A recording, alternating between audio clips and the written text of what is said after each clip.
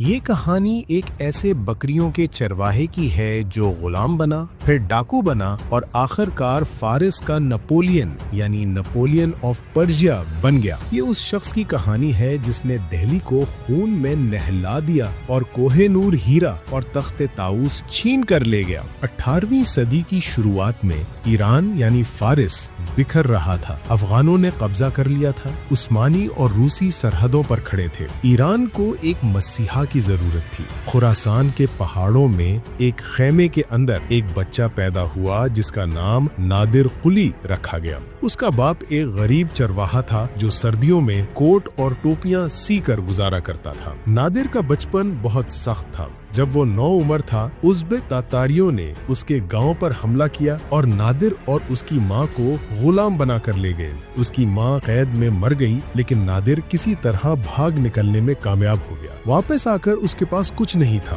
وہ پیٹ پالنے کے لیے ڈاکو بن گیا۔ وہ خراسان کے پہاڑوں میں امیر قافلوں کو لوٹتا تھا۔ اس کی بہادری دیکھ کر بہت سے نوجوان اس کے ساتھ مل گئے۔ یہ ڈاکوؤں کا گروہ آہستہ آہستہ ایک چھوٹی فوج بن گیا اور نادر ایک لوکل وارلارڈ بن گیا۔ اس وقت ایران پر افغانوں یعنی ہتکی خاندان کا قبضہ تھا۔ صفوی شہزادہ طہماسپ دوم در بدر بھٹک رہا تھا۔ نادر نے موقع دیکھا اور شہزادے کو اپنی خدمات پیش کی۔ نادر نے بکھری ہوئی ایرانی فوج کو دوبارہ زندہ کیا۔ اس نے بندوقچیوں کا ایک نیا دستہ بنایا۔ 1729 عیسوی میں نادر نے جنگ دامغان میں افغانوں کو بدترین شکست دی اور ایران کو آزاد کرا لیا۔ اب نادر ایران کا ہیرو تھا۔ اس نے پہلے طہماسپ کو بادشاہ بنایا، لیکن جب دیکھا کہ طہماسپ نااہل ہے تو اسے معزول کر کے 1736 عیسوی میں ایک بہت بڑے جرگے یعنی مجمع میں خود کو نادر شاہ اور ایران کا شہنشاہ ڈکلیئر کر دیا۔ نادر شاہ اب ایک بڑی فوج کا مالک تھا، لیکن اس کا خزانہ خالی تھا۔ اسے اپنی فوج کو تنخواہ دینے کے لیے پیسہ چاہیے تھا، اور پیسہ کہاں تھا؟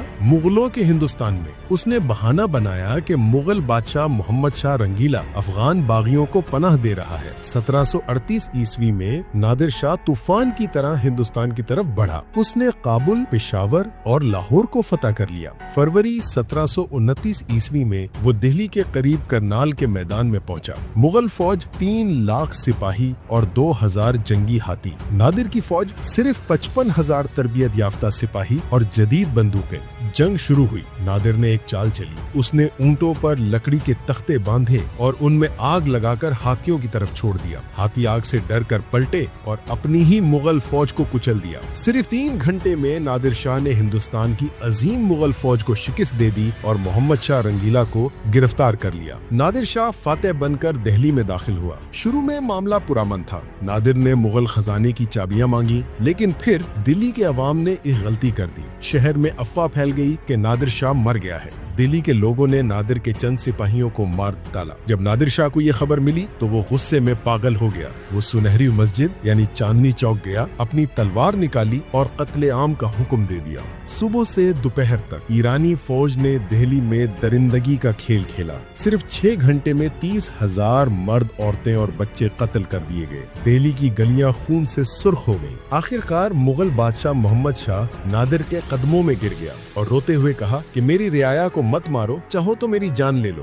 تب نادر نے اپنی تلوار میان میں ڈالی اور قتل عام رکا۔ نادر شاہ کا ظلم حد سے بڑھ گیا۔ وہ بات بات پر لوگوں کے سر کے مینار بنواتا تھا۔ اس کے اپنے جرنیل اور محافظ اس سے ڈرنے لگے۔ اس نے فیصلہ کیا کہ وہ اپنے ایرانی محافظوں کو مار کر صرف افغانوں پر بھروسہ کرے گا۔ یہ خبر اس کے ایرانی جرنیلوں کو لیک ہو گئی۔ جون 1747 کی رات نادر شاہ کے اپنے محافظ یعنی صلاح بے اور دیگر رات کے اندھیرے میں اس کے خیمے میں گھس گئے۔ نادر جاگ گیا، بلکہ بوڑھا تھا لیکن شیر تھا۔ اس نے تلوار اٹھائی اور 2 حملہ آوروں کو مار گرایا، لیکن وہ ٹھوکر کھا کر گرا اور محافظوں نے اسے وہیں ٹکڑے ٹکڑے کر دیا۔ نادر شاہ کی موت کے ساتھ ہی اس کی سلطنت بکھر گئی۔ اس کا لوٹا ہوا خزانہ بھی بڑھ گیا۔ کوہ نور ہیرا اس کے جرنیل احمد شاہ ابدالی کے پاس چلا گیا۔ نادر شاہ ایک عجیب کردار تھا۔ وہ آخری ایشیائی فاتح تھا جس کی تلوار سے یورپ یعنی روس اور ترکی بھی ڈرتا تھا۔ اس نے ایران کو طاقتور بنایا، لیکن اپنے ہی لوگوں پر اتنا ظلم کیا کہ آخر میں کوئی اس کی موت پر رونے والا نہیں تھا۔ آج ایران میں اسے گریگ ہیرو مانا جاتا ہے جس نے ایران کی سرحدیں بحال کی، لیکن دہلی میں اسے ایک خوفناک خواب کے طور پر یاد کیا جاتا ہے۔